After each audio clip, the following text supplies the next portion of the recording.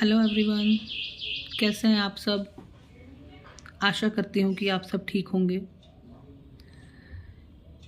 और स्वस्थ होंगे, क्योंकि आज के टाइम में स्वस्थ रहना बहुत ज़रूरी है। अगर आपका शरीर साथ है तो आप सब कुछ कर सकते हैं, और अगर शरीर स्वस्थ नहीं है तो कुछ भी नहीं हो सकता। जैसे कि मैंने अपनी लास्ट वीडियो में आप सबको अपनी थोड़ी सी जर्नी बताई थी कि कैसे कैसे मुझे कैंसर हुआ, कैसे पता चला। अब उसी के आगे का मैं आपको वीडियोस अपलोड किया करूँगी। आज फर्स्ट डे है और इस वीडियो में मैं आपको यही बताना चाहूँगी कि जैसे ही जब हमें पता चला था, मेरे सारे टेस्ट हुए थे, उसके बाद हम अपने घर आ गए थे।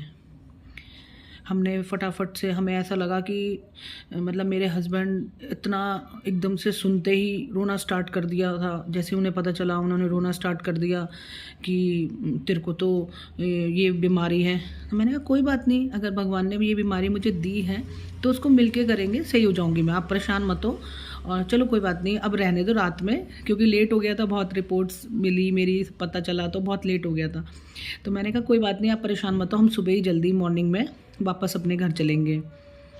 तो हम लोग वापस जब घर पे पहुँचे, जहाँ पे हम रहते थे वहाँ पहुँचे रात में रिपोर्ट्स वगैरह लेके, तो मेरी बेटी और मेरे हस्बैंड रोए जाएं। और मैं परेशान तो थी अंदर से बहुत ज़्यादा, लेकिन मैंने उनको समझाया कि कोई बात नहीं, रो मत, परेशान मत हो, तुम दोनों मेरे साथ हो, सारा घर मेरे साथ है, मुझे कुछ नहीं होगा, मैं ठीक हो जाऊँगी। अब चलने की सुबह की तैयारी करते हैं, बैग लगाते हैं, बहुत सारी चीज़ें, अब पता नहीं हम लोग कब लौटेंगे, क्या होगा। तो अब हम लोग उसमें लगते हैं, रोना छोड़ो, रोएंगे नहीं, अब हम, कोई नहीं रोएगा। हमने अपनी पैकिंग करनी स्टार्ट करी और मॉर्निंग में हम सुबह अपने घर की तरफ चल पड़े। घर पहुँचते पहुँचते हमको शाम हो गई, शाम के 6 बज गए। फरवरी का टाइम था, सर्दी का। तो मेरे फादर इन लॉ ने डॉक्टर से बात कर रखी थी कि हम एक भी मिनट, एक भी सेकंड लेट नहीं करेंगे। जैसे ही बच्चे घर पे आ जाएंगे डॉक्टर से मतलब इमरजेंसी में मिल लेंगे, लेकिन हम कल का वेट नहीं करेंगे।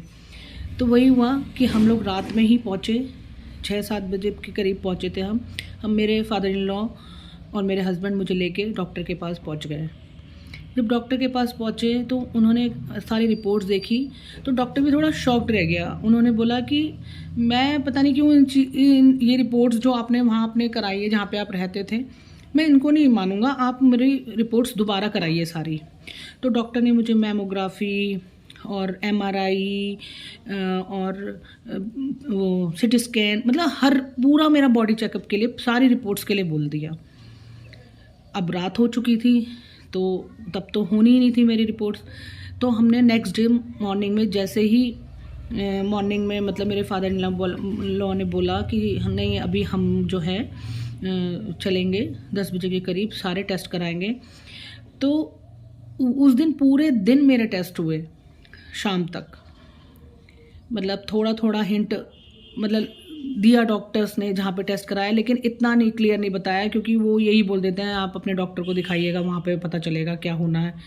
और मतलब मुझे जो लग रहा था, जैसे मैं जब MRI मशीन पे थी, मुझे ऐसा लग रहा था जैसे मैं, भाई इतनी आवाज़ करती है वो, डांट डांट डांट डांट डांट डांट, ऐसा लग रहा था कि भाई मैं इतनी पेशेंट हूँ, अब मैं बचने वाली नहीं हूँ, मुझे पता नहीं क्या कर देंगे ये लोग, क्योंकि मैंने कभी मशीन देखी नहीं थी। मैं तो डॉक्टर से वैसे ही डरती थी बहुत ज़्यादा, तो मैं तो डॉक्टर से वैसे ही बहुत डर लगता था। तो और मशीन तो बहुत ही दूर की बात थी, मैंने कभी देखी ही नहीं थी। और मैं भाई कभी मैमोग्राफी में जाऊँ, कभी MRI में जाऊँ, कभी CT स्कैन में जाऊँ, कभी पेट का हुआ मेरा। भाई मैं परेशान हो गई बहुत ज़्यादा सुबह से शाम तक, और टेंशन में कि मतलब मैं सही हो पाऊँगी कि नहीं हो पाऊँगी। फिर हम लोग घर आ गए। घर आके उसके नेक्स्ट डे मेरी रिपोर्ट्स आई। रिपोर्ट्स में जैसे ही रिपोर्ट्स आई, सब क्लियर हो चुका था कि मेरे को ब्रेस्ट में गांठ है और मेरी बोन्स में फैल गया है।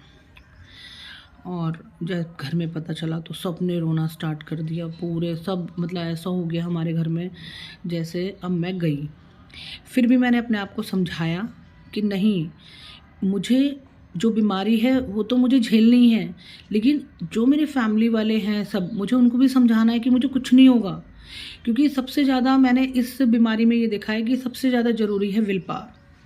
अगर हमारी विल पावर है और हमें जीने की शक्ति है हम में, तो ही हम इस बीमारी को झेल सकते हैं, वरना बहुत मुश्किल होता है।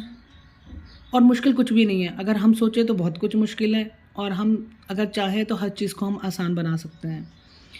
तो उस दिन मेरी रिपोर्ट्स आई, मैंने सबको समझा दिया कि कोई बात नहीं, टेंशन मत लो, हम आगे बढ़ेंगे, हम प्रॉब्लम को सबको सॉल्व करेंगे, जो होगा देखा जाएगा।